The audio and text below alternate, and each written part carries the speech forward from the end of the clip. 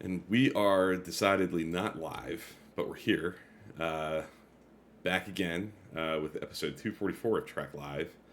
How you doing?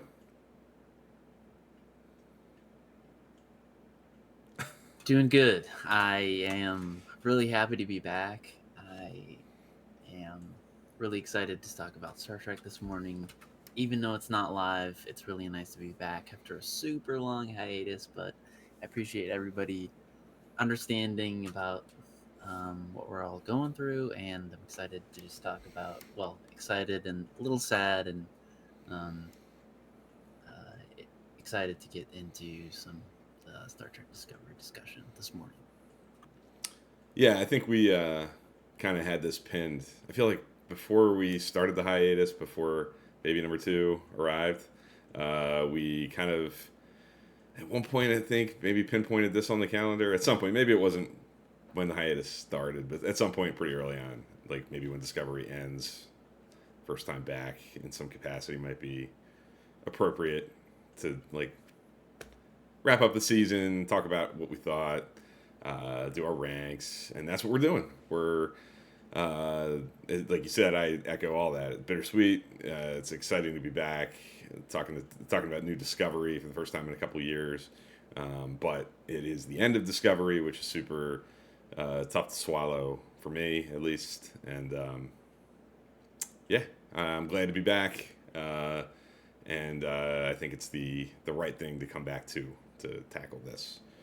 Since it's so fresh, we're doing this on Sunday, June 2nd, so that series finale is just a couple days old.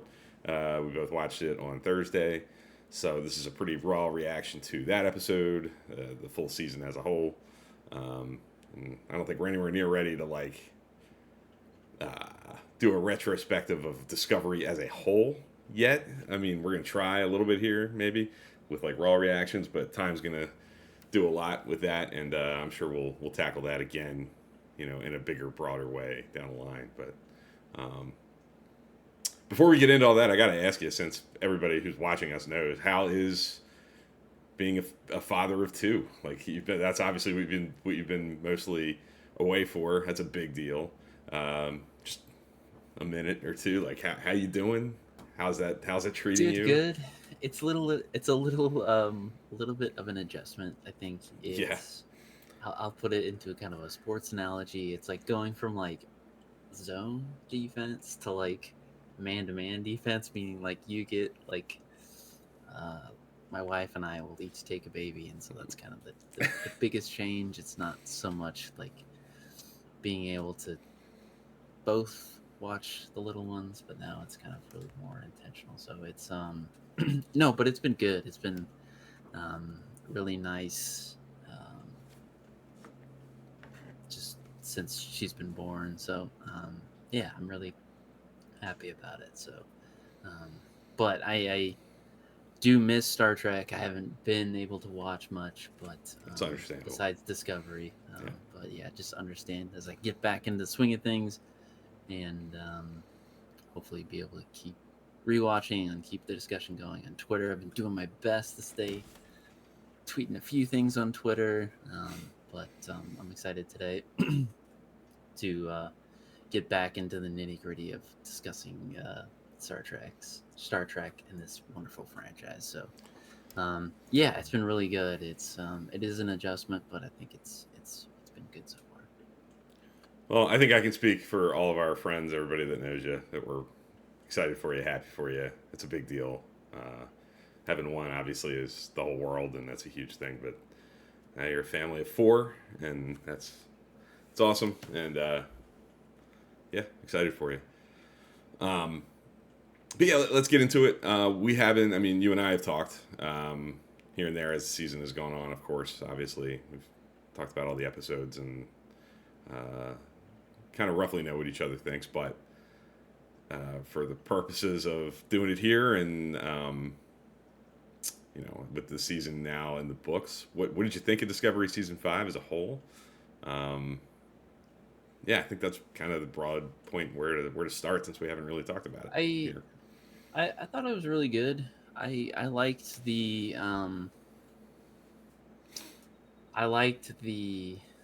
callback to this really ancient technology Yeah. and just some of the next generation stuff connections.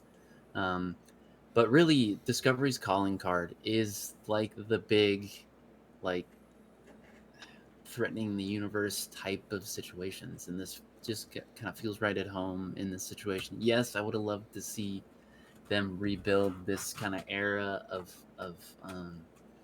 where we are in the Star Trek universe. But again, it's like I just said, it's Discovery's calling card is these big um, universe problems, and Shaping, so yeah. it kind of hit home for me there. Um, but yeah, I thought it was really well done, really well, just like typical Discovery fashion. It's really well written. Again, it's we're kind of in that sweet spot again with Star Trek episodes in general, not just Discovery, but even some of these, um, Strange New Worlds. It feels serialized, um, but it also feels like enough to where I'm like, that's the one where they do this. And so especially that these last 4 or 5 episodes that it was just like they really rattled them off. And Yeah.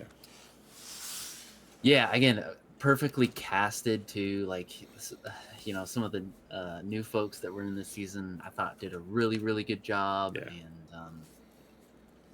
so some of them are going to be really miffed, and I hope we see them maybe in the Academy show. But again, it's I think a really strong um, fifth season, and I think that's typical for a Star Trek show. I think in years past and shows past, they always get better with as they go further into these characters and these in the story. So again, a super strong season for me.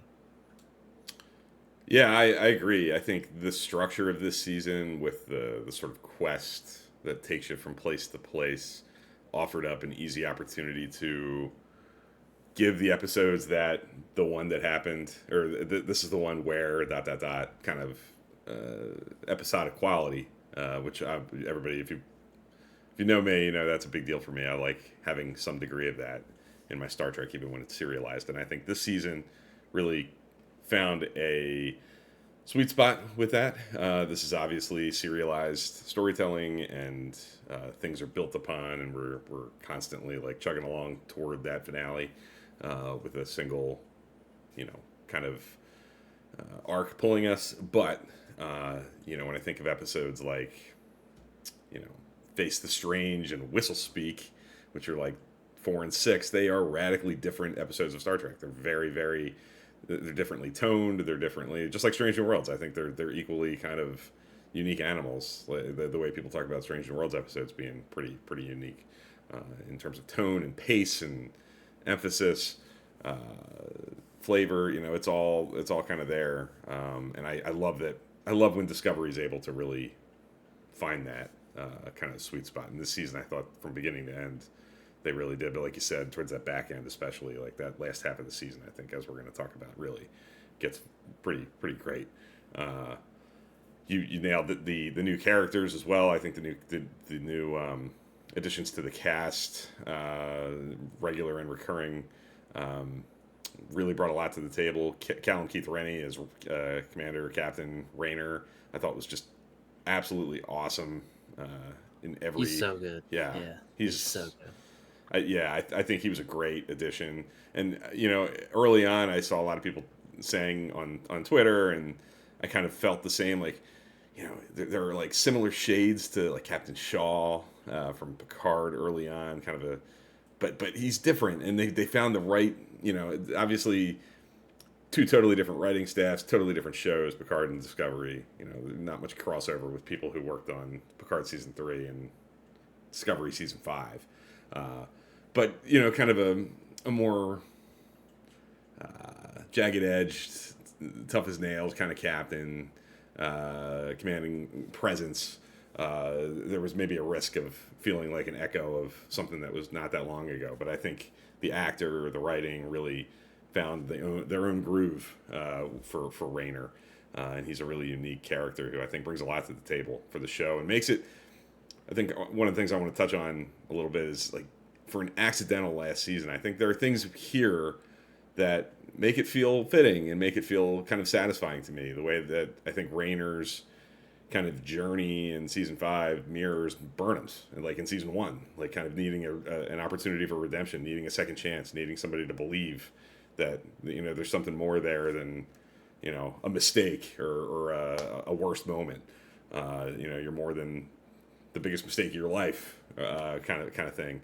The way that kind of brings that home and makes you think back to the Vulcan Hello and Battle of the Binary Stars and where the show started, I think helps make this 5th season not feel completely abrupt. There's an element there that makes it feel like a satisfying full circle element, and I think that's important.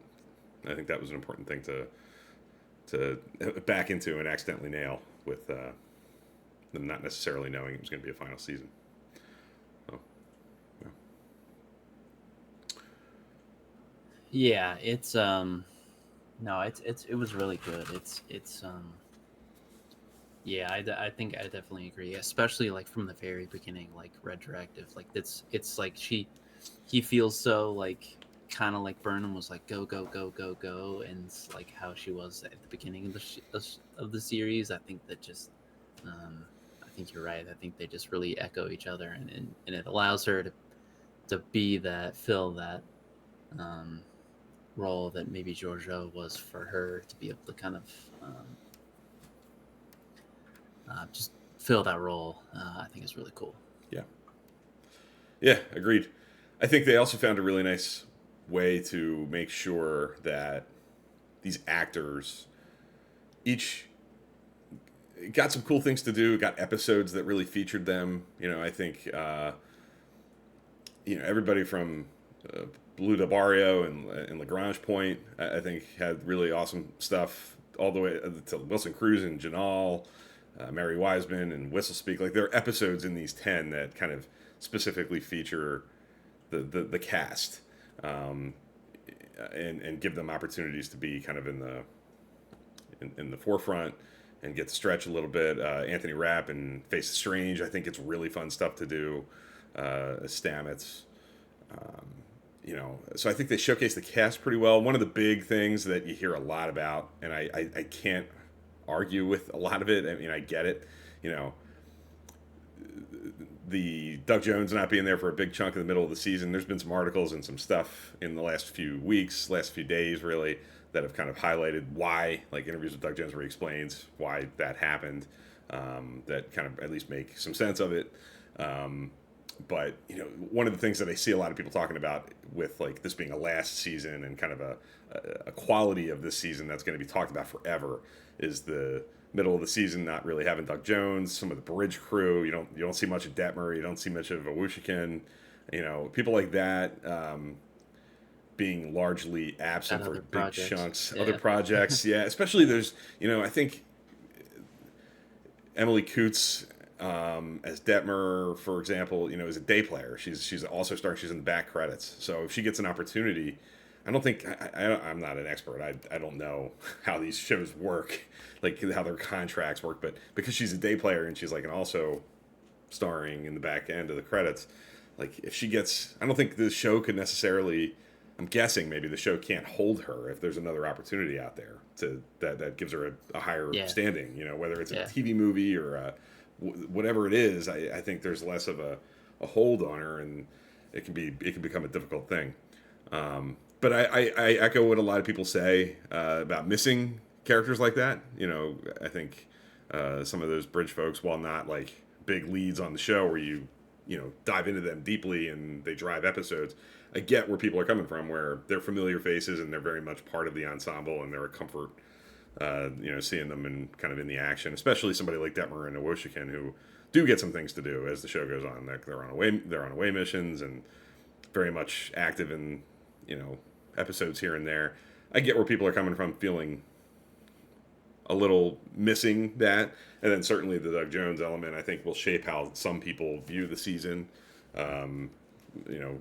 Some people are going to emphasize that more and may knock it down or up based on some stuff like that. But So I just want to acknowledge I can't necessarily say I think the Doug Jones Saru absence here. I don't want to. You can share your take here as well.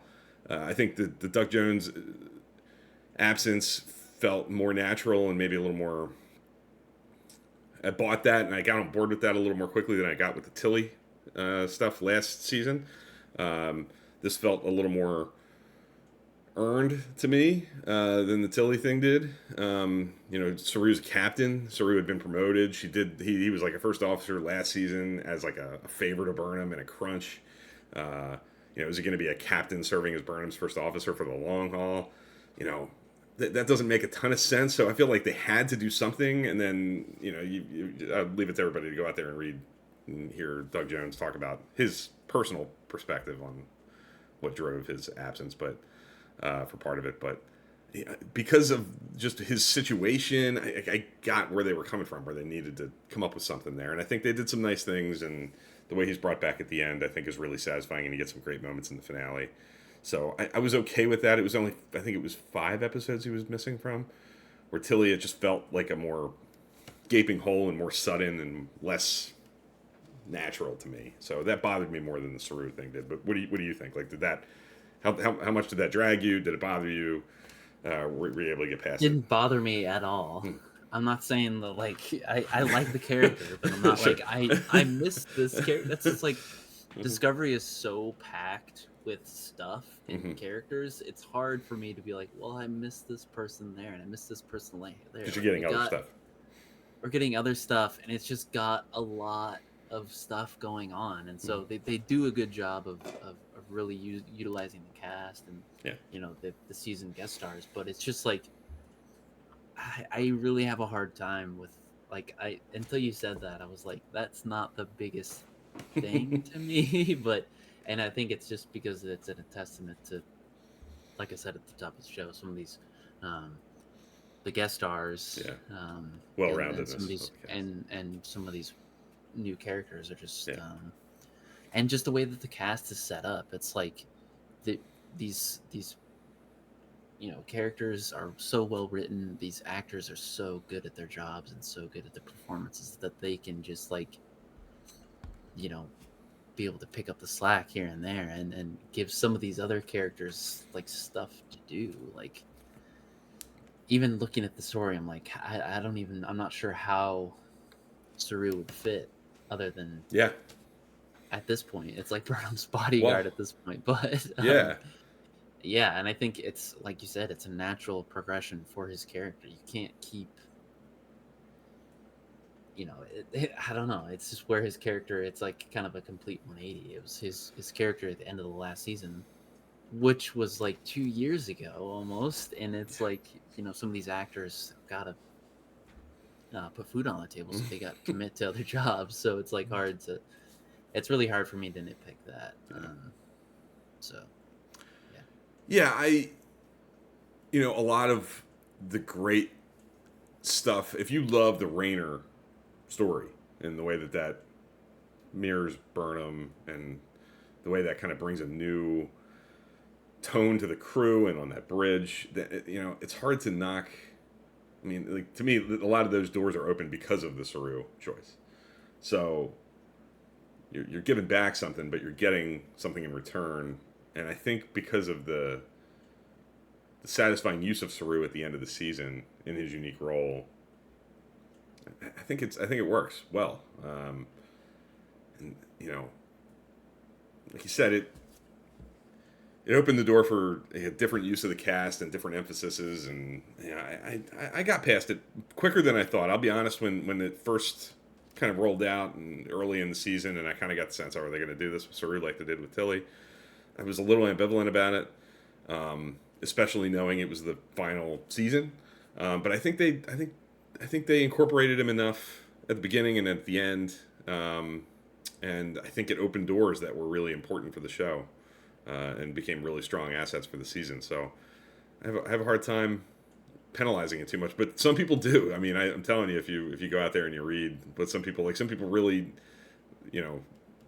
have a hard time swallowing it. I get what you're saying, and I'm more on your wavelength for sure. But I get where people who feel like really connected to these faces and the characters and the actors. Like they wanted, especially in that last season, them all to be there. Like I get it. But I was pretty all right with it. I thought it allowed for, especially with it being, you can't win. Like you hear like season 4, people knocked the show for 13 episodes felt too long. It felt too stretched. Too many episodes went by where it felt like nothing was happening. It was like a long, drawn out thing. And then you go to 10 and it's more condensed and maybe there's less time to, incorporate Saru into some sort of B plot. Spoiler alert, I have Junal a little lower on my ranks than some other episodes. And some of that is because it's so stretched and like Saru is incorporated into that story with like a kind of a throwaway like C or D story. Like I don't know if I would have been down for that for like the whole season. Like it was good to see him there, and it's good to get him another credit and have him, one more episode in the season. But with the 10-episode story that's like balls to the wall and moving, it doesn't allow for as much breathing room. But again, people knocked the show when it was 13 episodes last season for having too much breathing room and feeling too stretched. So it's one of those things you just you're never going to please everybody, and for every reaction correction you feel like you make, I'm sure it's going to undo something that somebody liked. So I guess the challenges of making TV. Let's say if he does stay all season, and then we don't get like as much like Stamets or Colbert or somebody like that, or Adira. It's just like it's hard to be able to balance things like that in TV, especially in a big ensemble. Like this. Yeah. Agreed. Yeah. There's stuff in here like that I want to say that I'll save maybe for when we get into the episode ranks, because it's hard to talk about the season without talking about the finale in a lot of respects, and some of the decisions that are made in that finale with how the story is wrapped up, what decisions are made.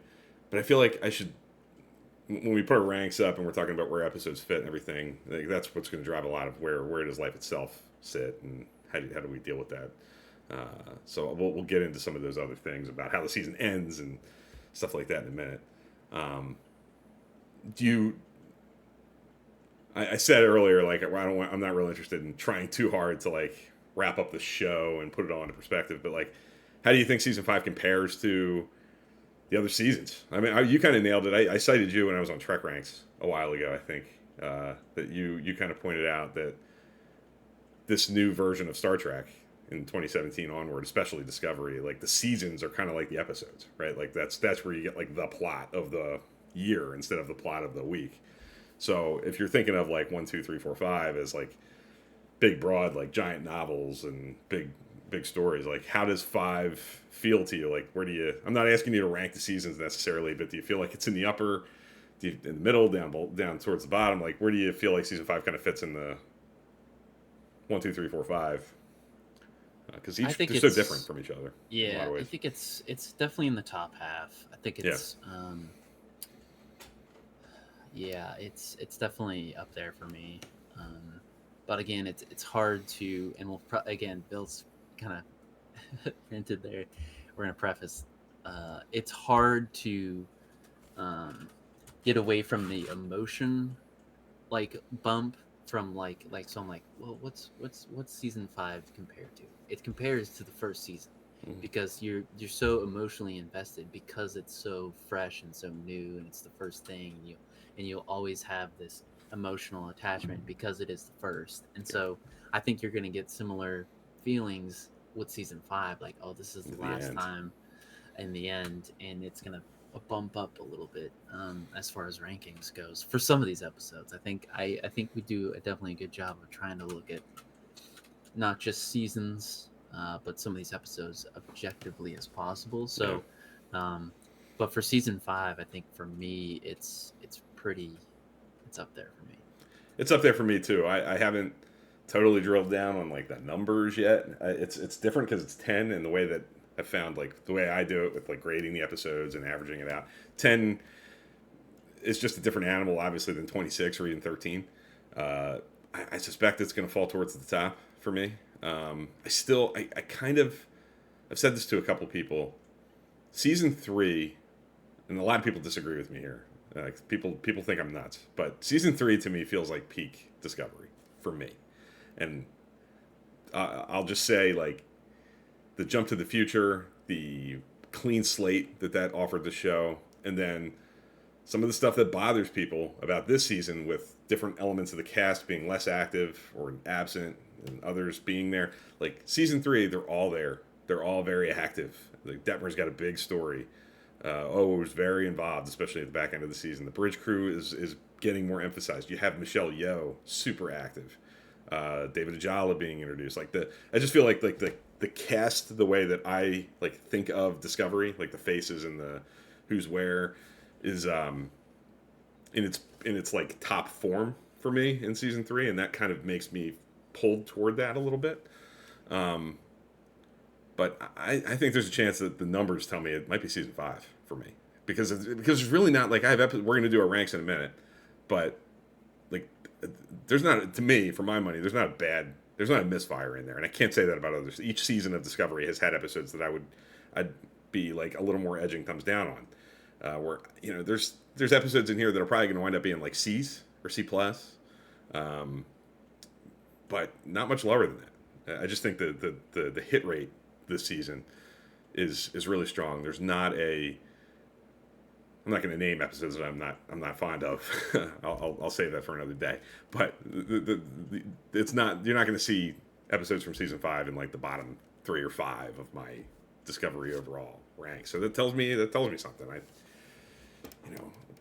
It's like my head is telling me, because of the way the numbers are going to work out at season 5, my heart might be more pulled to season 3.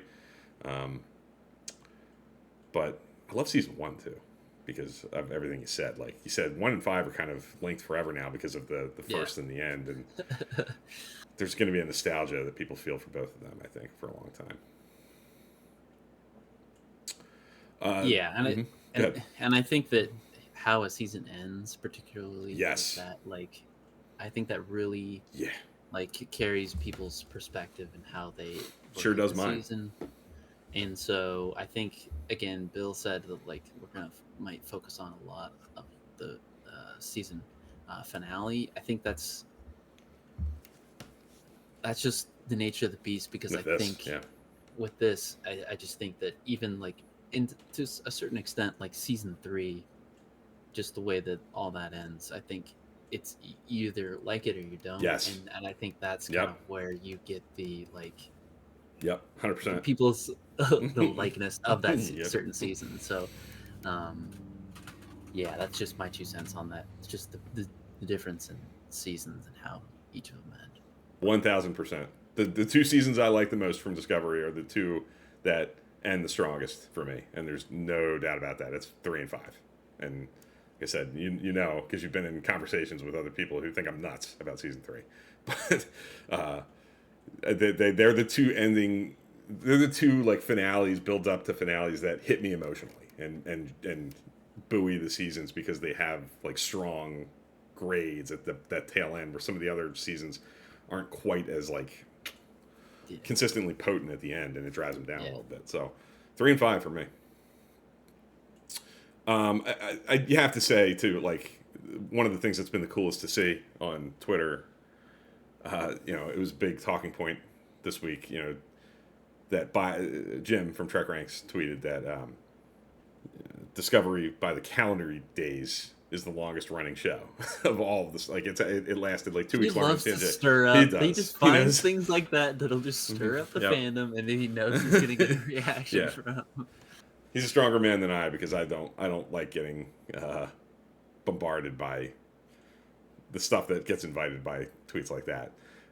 But he's right, and when I think about it, like think about where you were in 2017 when the Vulcan Hello dropped. Like life was different for a lot of people, and being active and getting to know people. Like, think about how many new people you know because of Discovery, and how many people that got brought into this whole thing either directly by Discovery or in the early days of the show because of it just being new. Maybe they weren't drawn in specifically by it, but were drawn into being more active in the fan base because it's on, it's new. It can't be measured. I think 09 and Discovery both are like unbelievably invaluable in terms of drawing people into the fandom that's available online and connecting people. and I think you said it in one of your tweets that like if you're even going back further, like Discovery's been a thing in people's minds since like 2015. Like that was like a huge conversation piece in Star Trek world for like 2 years before it premiered. So it just I think that's why a lot of people are emotional about it, nostalgic about it. It impacts them because it's such a huge chunk of life, and it brought a lot of people to the table and connected a lot of people. So I think that's going to be a big calling card for Discovery for a long time for a lot of people. Just what it did for all those kinds of things. So, Yeah, I mean, I tweeted about it, just like, and I'll say it on here. It's like college student mm-hmm. to married with two little ones. Yeah. That's such a big transition and a long, uh, span. With a lot of ups and downs in between. With a lot of ups and downs in between. And so, yeah, like I attribute to this show is a reason why we have all of the other, if it's not for all the connections and what it's done for the franchise, it's like, it's what, I don't know, we wouldn't have any, Oh boy. we wouldn't have any of the Strange New Worlds. We wouldn't like it. I don't think the cons would be as strong. Like it's just it's Discovery is this is gonna might upset a few people, but it's similar to what TNG did. It 100%. like opened the door for a bunch of these other on-screen stuff.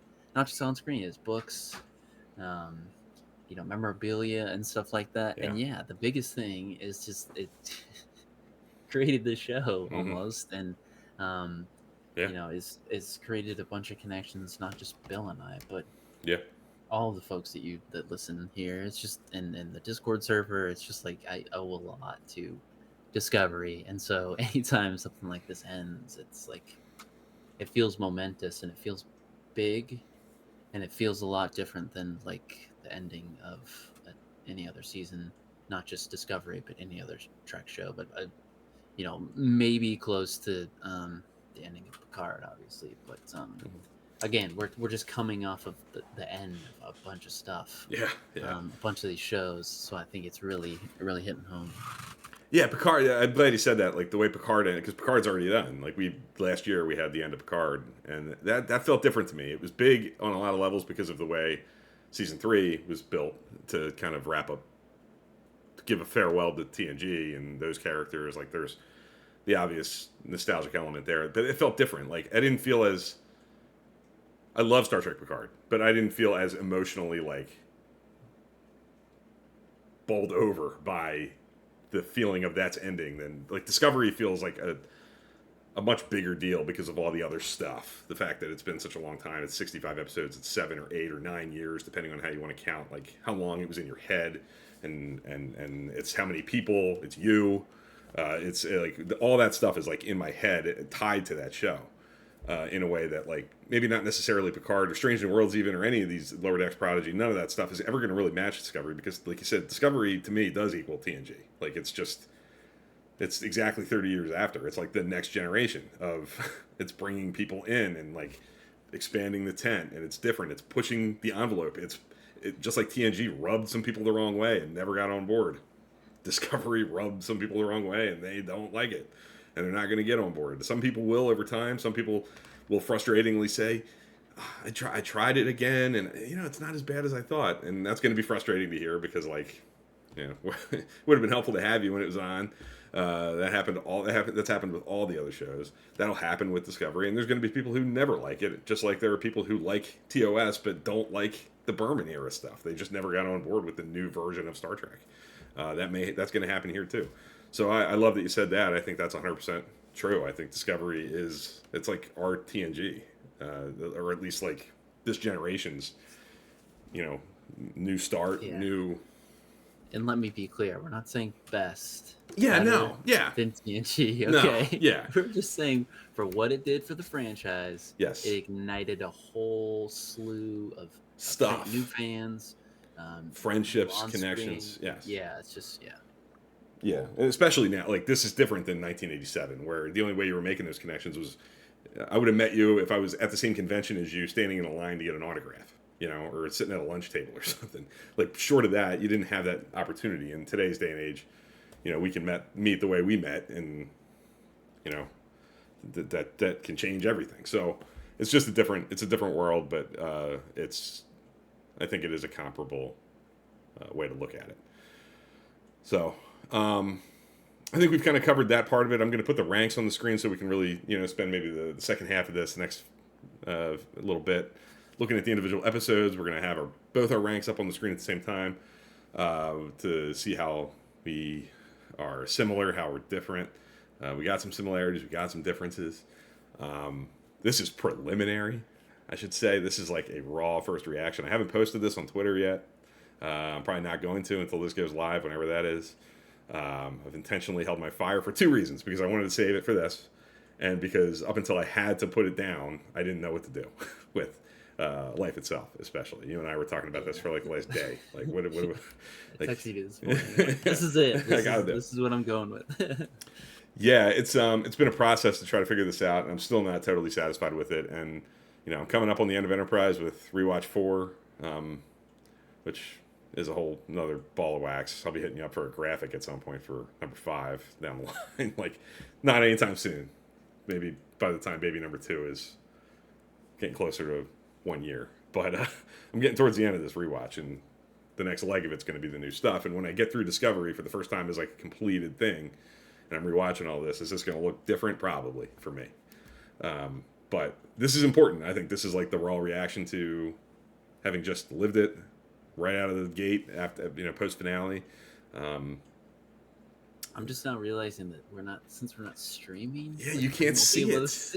Oh man! All right, so this is what I'm going to do on the fly. You got a Trek Live, literally. Trek Live, literally. You got a text message coming. Okay. Your way in 2 seconds. That's going to show my rank, so you have something to look at. Should have thought of this before, but we're not used to not being live, so this is a process. Off the cuff. But yeah, I will say that for me, it's Bill said it. The life itself was the biggest struggle. Yeah. I mean, actually, maybe like the 4 or 5.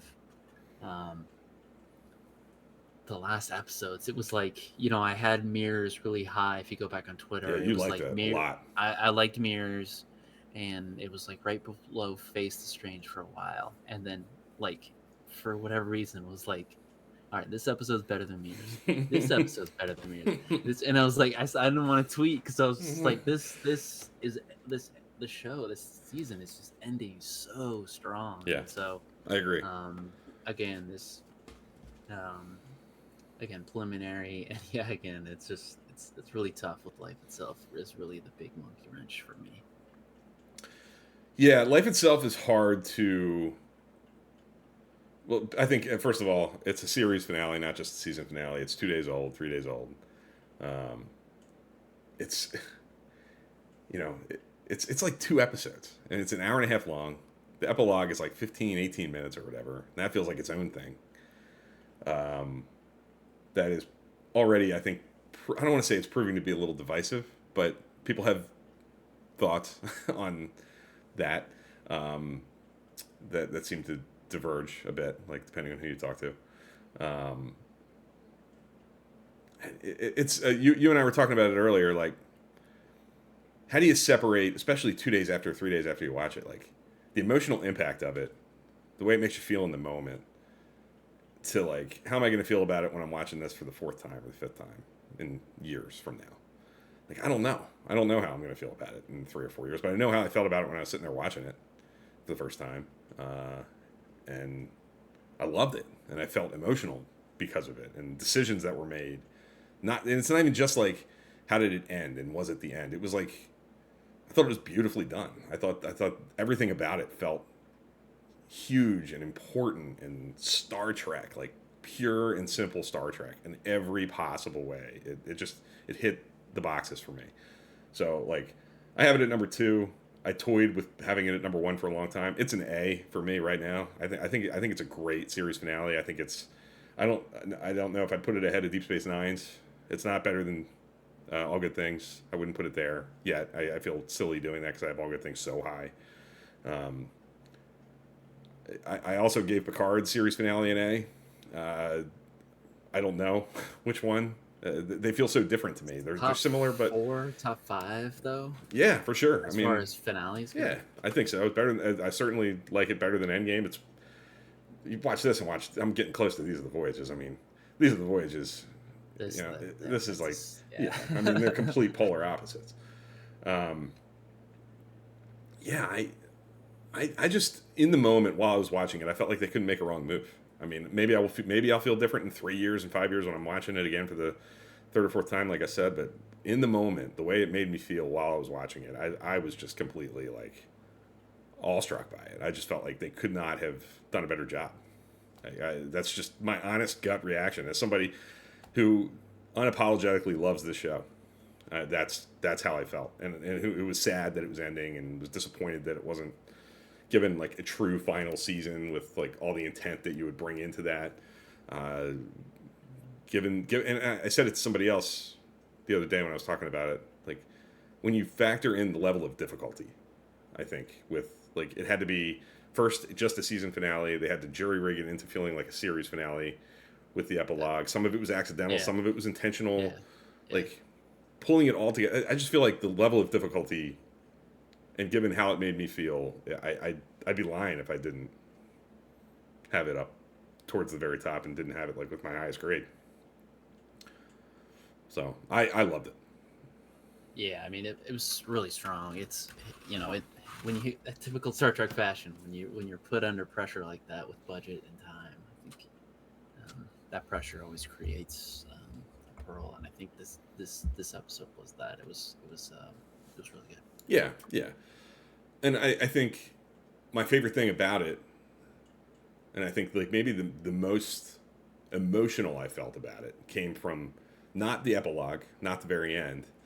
To me, it was Burnham's decision with what to do with the technology, and before that, the decision for the show to throw a wrench and say that it's not the progenitors' technology. Like to me, one of the things that I was ambivalent about with this, it's the chase, it's the progenitors. Like the thing I didn't want this to do was solve the mystery of the universe. Like to me, that would be a big mistake. Like answering the question is not a good decision. I don't think. And the way that they evaded that, but still allowed the challenge of the season and the problem presented by the prospect of this technology was just perfectly done.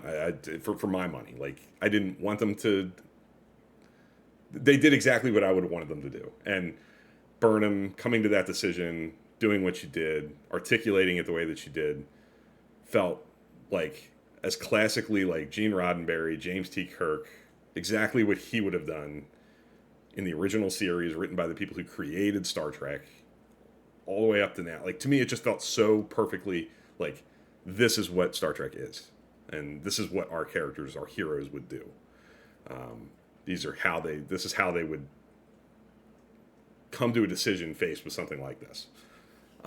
So the decision not to answer the question about, and robbing the universe of its mystery, and life of its mystery, like answering, I just think they just perfectly hit the bullseye with finding a way to do that without damaging the some of the stuff that makes Star Trek so cool to me, that it explores the unknowability of, the universe, and that it's always going to be a question. It's always going to be a journey and a mystery, and we're out there to explore and look for signs and for elements of this answer, but knowing that you're never really going to know, and that there's always going to be a degree of unknowability. I think that's what they nailed, and that's what I love so much about it. Without even getting into some of the other stuff that comes later in the episode and wraps it up. Yeah. No, but I think it's if you're one of those people being like, well, they just moved the goalpost again. That's just like no, you missing the what they're trying to convey. It's just like the way that it's so perfectly Star Trek of how that they kind of resolved that. It's not. Mhm. It ended up not really being about um, the tech or the answer. It was just like, yeah, it was really well done, and yeah, that's kind of where it started for me, getting very emotional, just because it was so uniquely Star Trek. And when this episode, like, it's good when like it's not just like they're using the ending of the show as like a emotional crutch to get you to emote. It's Mhm. like for me, it's like it's so uniquely Star Trek, the resolution of this,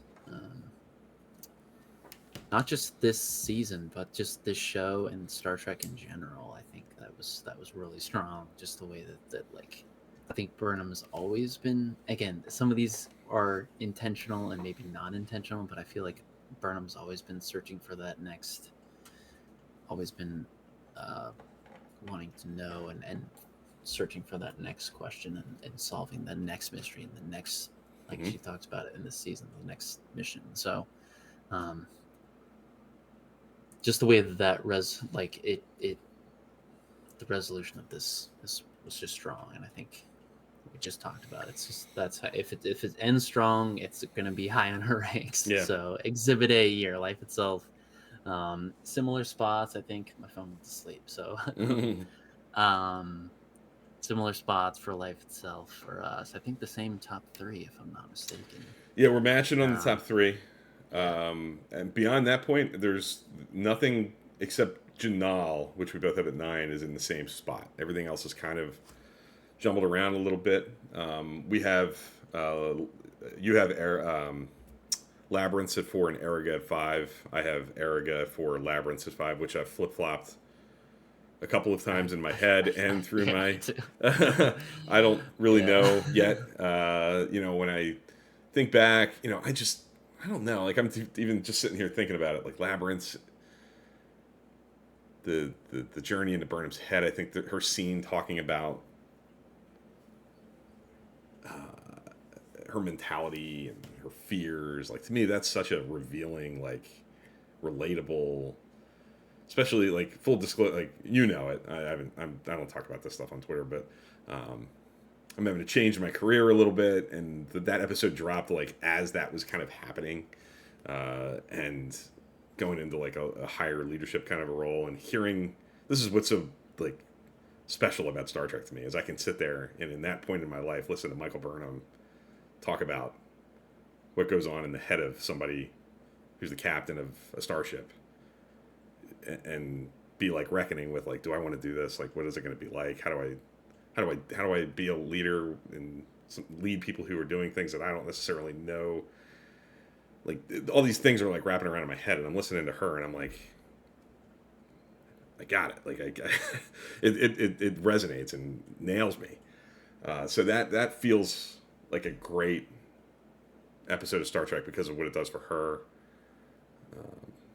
Yeah. So, It's so Star Trek to me that like when you touch something and then you fall down and the crew's around you and yeah, they're trying yeah, to that's yeah, so Star yeah. Trek. How many times in like I know. Next Generation does that happen? Like Yeah. where she's like in Deep Space Nine, like he's Hmm. in her own mind and Yeah. all these. It's just The so doctor's there and trying to figure it yeah. out. Yeah.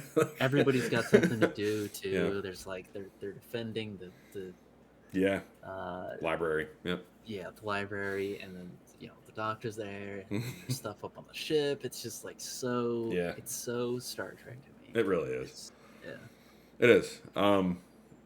Eriga has I think the calling card of that one is the diplomacy, the dealing with the Breen on that level, um, the wow factor of like the dreadnought being at Starfleet headquarters, and the ominous threat of that. The negotiation stuff is really really good. Uh, which I think is really good because like this, I feel like this era is so diplomacy heavy yeah. as whereas like some other eras have been more like tech heavy and more technologically advanced. I think this is in this era of Starfleet, they really lean into the diplomacy Yeah. thing because they don't have as much assets, and it's similar to almost TOS in that it seems like the ships and backup is really far away Yeah. It's the Wild again. West. Yeah, so I think it helps in that regard. Yeah, I had said on Twitter when Eriga dropped that it reminded me of there was a tide at the end of season 3, which is the episode with Vance and Osira kind of negotiating an Emerald Chain Federation. Like, how do we do this? And making some headway, but ultimately failing to come to terms. But I remember that episode sits really high for me because of those scenes in Eriga. I think does a lot of the stuff you're saying. Like Discovery likes to go there, and I think it does a really good job when it does.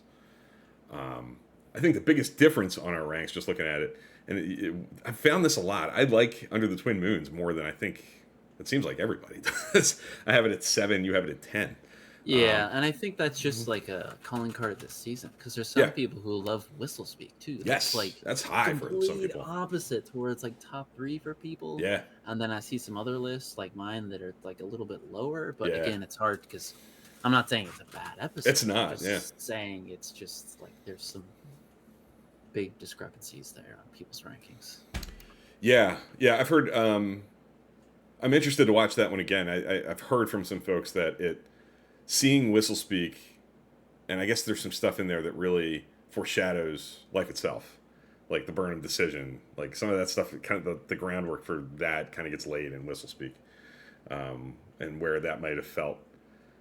I'm gonna say this, and this is the trick with this show. Sometimes is like I'll give Whistle Speak like a C, because I think it's fine. Like for me, a C is like it's good, watchable Star Trek, but it's not like a favorite. It's not something that I'm like particularly drawn to as like, oh my gosh, I love it. And I said this about another episode of Enterprise I just did, but like it feels it's nice. I think it reminds me of other episodes I like better, that I feel more pulled to, of this show and other shows too. But I'm talking out of both sides of my mouth because I love it when Discovery and New Star Trek make me feel like, oh, like we were just saying with Labyrinth, it's like so classically Star Trek. They're on this planet, they're blending in, it's Prime Directive. Like there's things about it that are great. Yeah, that is true. It's a tricky. Yeah. I don't have all the answers. Yeah. I don't know. It's a lot of it's just instinctual, and it's subjective. It's the way that I feel in my head and in my body, and I don't know how to articulate it sometimes. Sometimes it's truly just like there's an element of like gut instinct and just guttural reaction. But yeah, you're right. Whistle Speak's a fascinating one because there's people we know really well who we know and respect the heck out of who have it. Like I don't know where they have it now with it all done, but like 1 or 2. Like it's been sitting on tops of ranks, and that's really fascinating to see.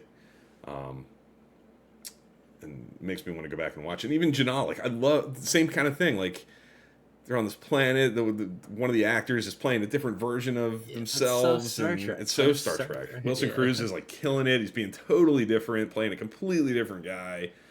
The twist with these creatures that we think are trying to kill us are really just protecting their eggs. Like, come on, like that's so like classic Devil in the Dark kind of vibes that I really respect. And I want to like it more than I do. I think it's stretched a little thin. We both have it at 9, like I said, with maybe a little too much going on, which I think is an element of like the downside of going to 10 episodes, which I think was good for the show in a lot of ways, to be crisper and like a little more bang, bang, bang. I think that helped this season in some respects, but in an episode like Janal, it felt like that was an episode where they felt like we had to pack a lot in. We had to pack a ton in here. And like the 3 or 4 stories maybe drag it down a little bit for me. I have Under the Twin Moons. I think honestly what has it buoyed up for me is because I do love Saru, and because he is not prominently featured, like having that be like the last real spotlight for not just him specifically, but I talked a lot before we went away for our hiatus coming into season 5 of Discovery, but I said I think the show accomplished with making it feel final and feel like it kind of earned being a last season.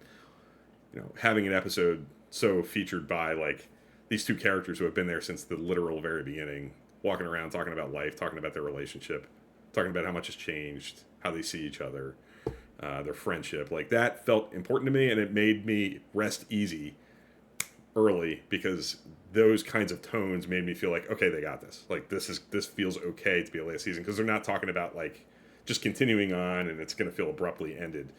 They were coming to an end of like their relationship in a version of it.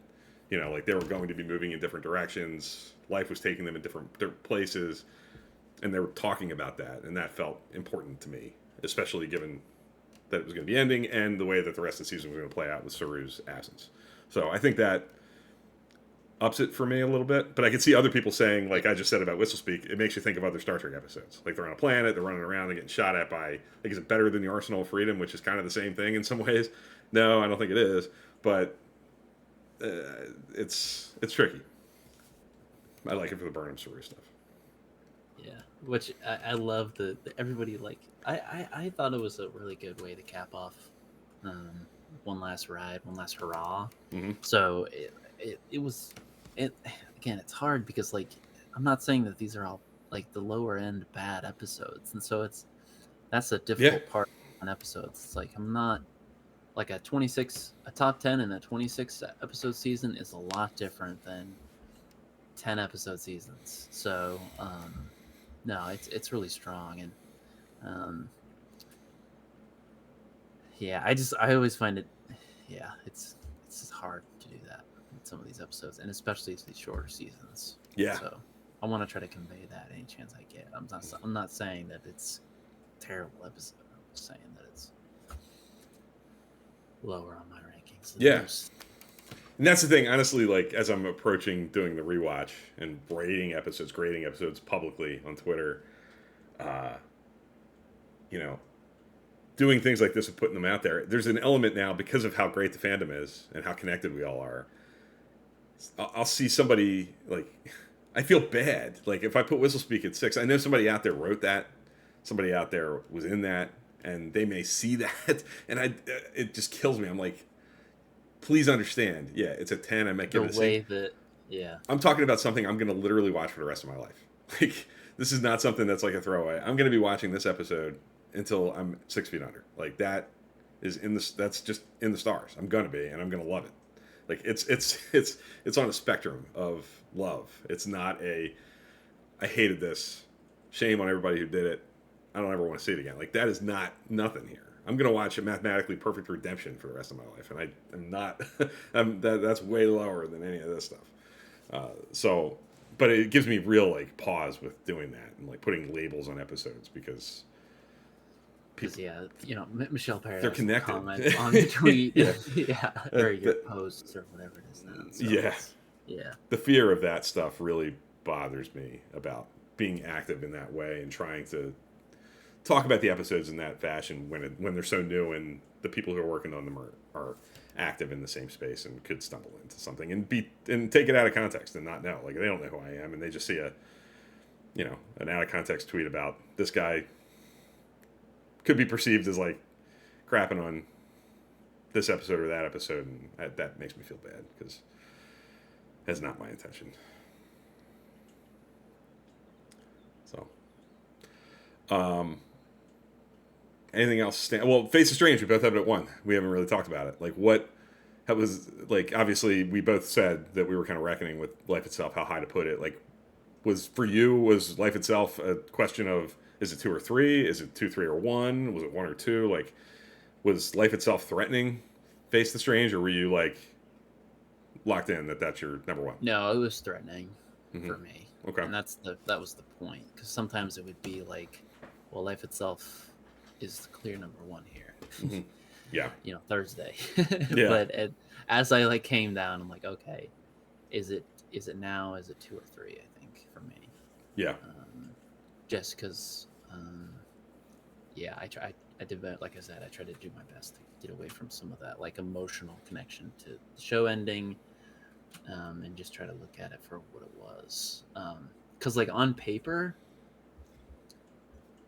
it's a tall order to be able to have to deal with all these budgetary stuff with this last add-on that we have to kind of puzzle together to make it feel like, because on paper when you do that as a project or any type of creative project, that's like asking for to feel things really feel disjointed and things like that. And so um I just think they did a really good job with it. And again, it was like it was started like early on. It was like, and who knows what we're probably going to revisit next rewatch, but who knows what how it'll come out later. But that's kind of the beauty of rankings. But no, it went from clear number one to like, okay, where in the top three is this going to go?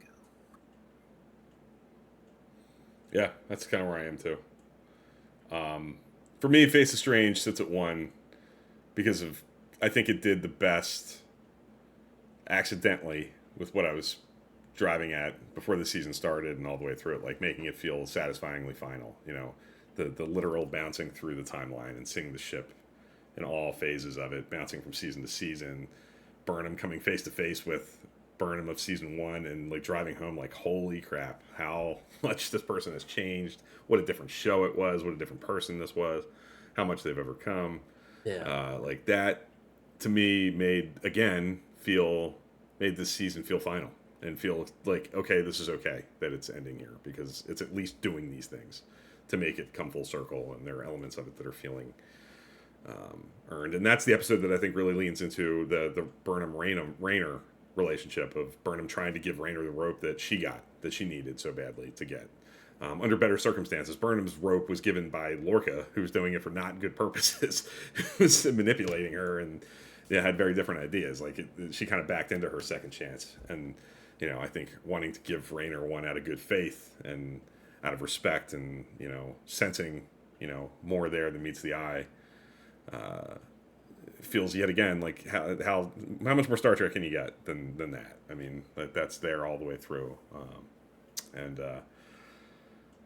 I just think there's a wow factor to those turbo lift doors closing and season 1 Burnham popping in and watching her react the way that season 1 Burnham would have reacted to something like that just feels so cool. And there's just an ultimate like cool factor to that I just loved.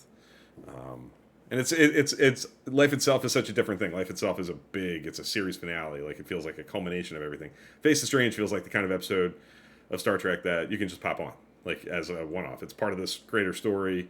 It's very much connected to Janal and Mirrors coming before and after it, but because of the nature of the time loop and how specific it's about those relationships, like it kind of works as an episodic side adventure, and it's a classic like one-off episode of Star Trek on that level.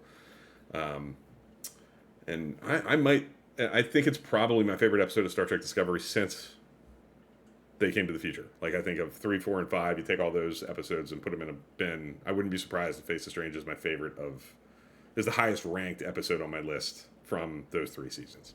Possibly. We'll see, but it could be. Time will tell. Yeah, we'll see. Yeah. I think to wrap it up, maybe for like a couple minutes, I'm going to take the ranks off the screen now and just get back to our normal view.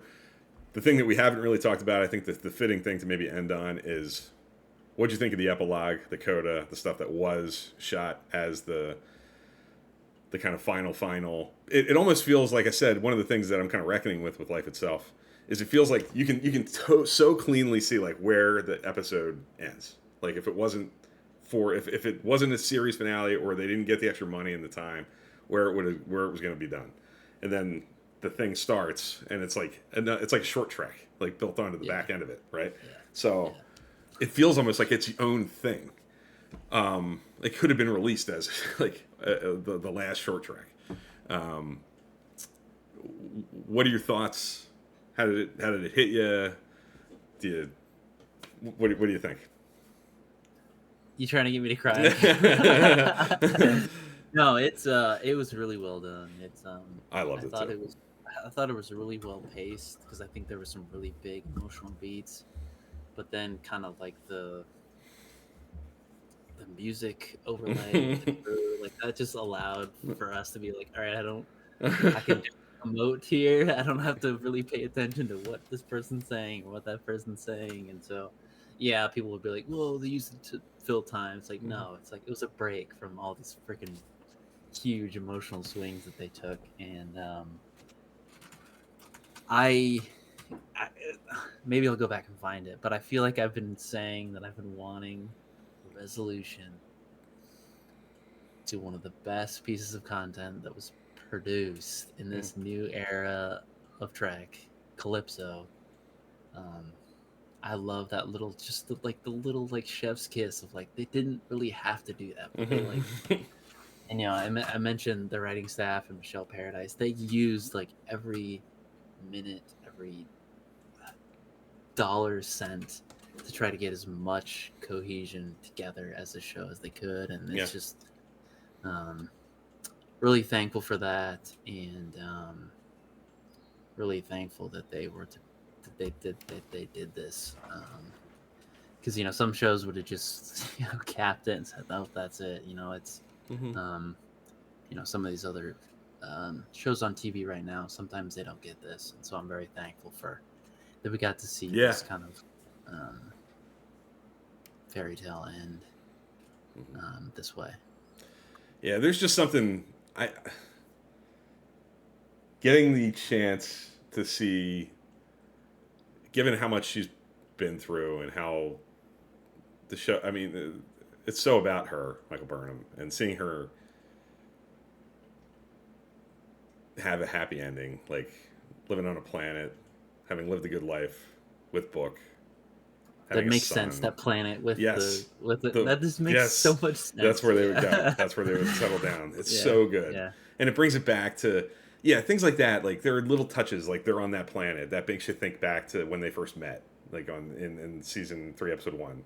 That's what they were doing, and they bonded over that. And the little deer creature is named Alice, with the Alice in Wonderland tie. Like, come on, like I just think they couldn't. Like again, I said it earlier. Like my instinctual reaction, having seen it once, I haven't rewatched it yet, is that I felt watching it that they couldn't make a wrong move. I know some people don't feel that way. I'm sure there are people out there who didn't care for Dakota. I know there are. But I sat there watching it and I was like, I can't get enough of this. I'm so happy they're doing this. Uh, Getting to see her having lived her life, that's where she ends up. She doesn't die in a blaze of glory. We're not unsure about what happens to her down the line. Like we know where she ends up, at least to that point in her life.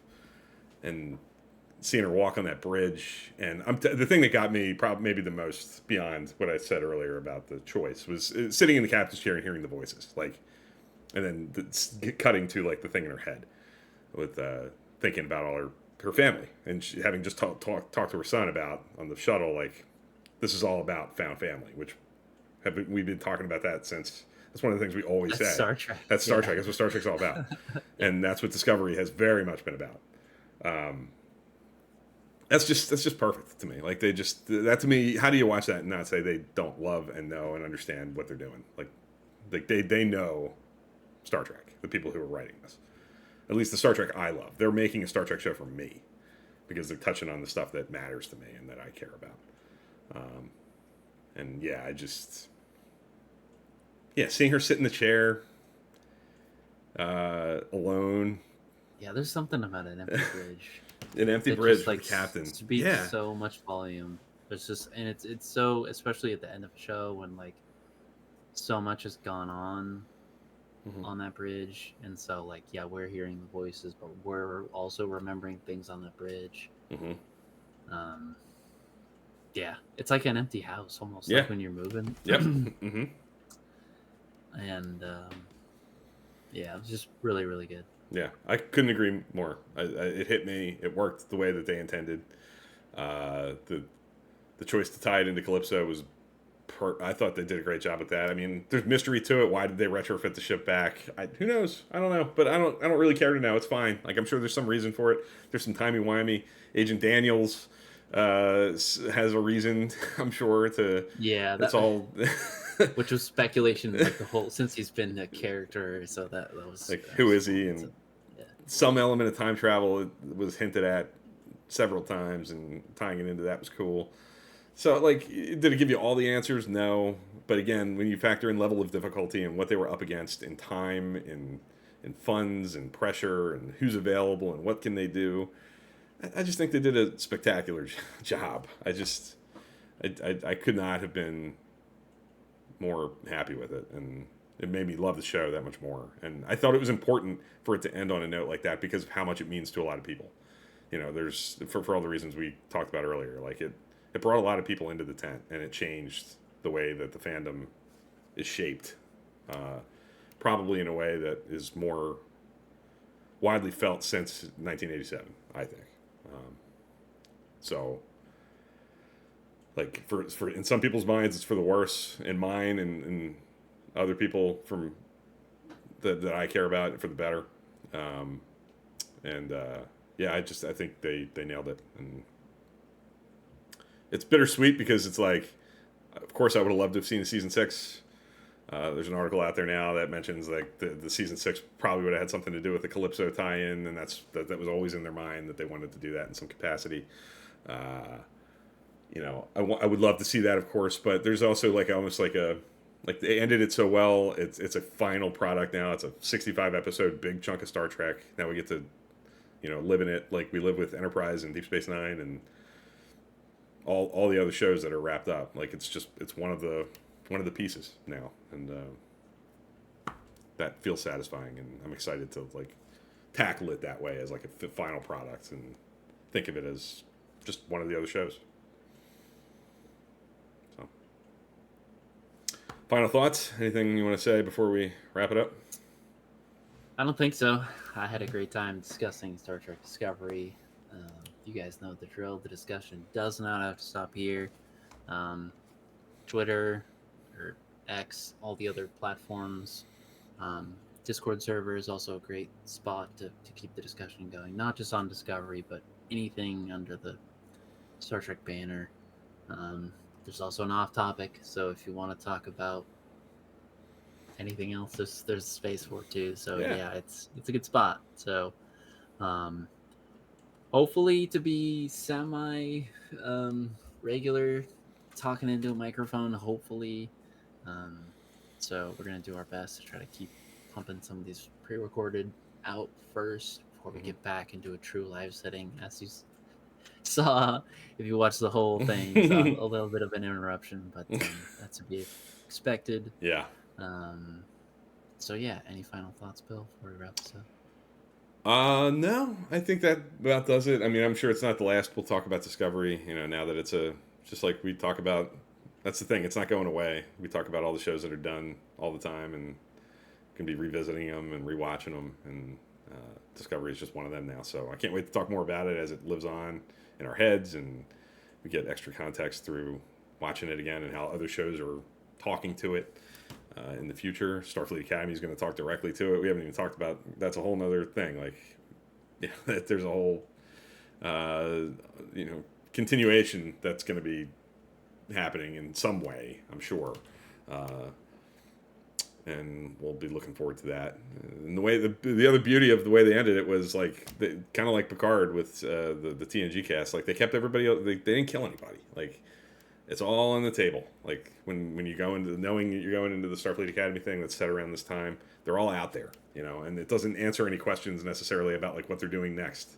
So like you could pull anybody, and it's all open to novels or follow-ups on screen. Like I love that they left it intact. They didn't do what Enterprise did and tie hands forever by idiotically killing like a beloved character that's like critical to the whole thing. Like that, they didn't make that mistake. They left it completely open to future interpretations and pickups, and it's all on the table. Yes, and again, I want to thank everybody for watching. We look forward to hearing from your ranks. From this season and for any future Trek Live episodes. So the discussion doesn't have to stop here. Like I said, thank everybody for watching, and we'll see you next time. Yep. See you, everybody.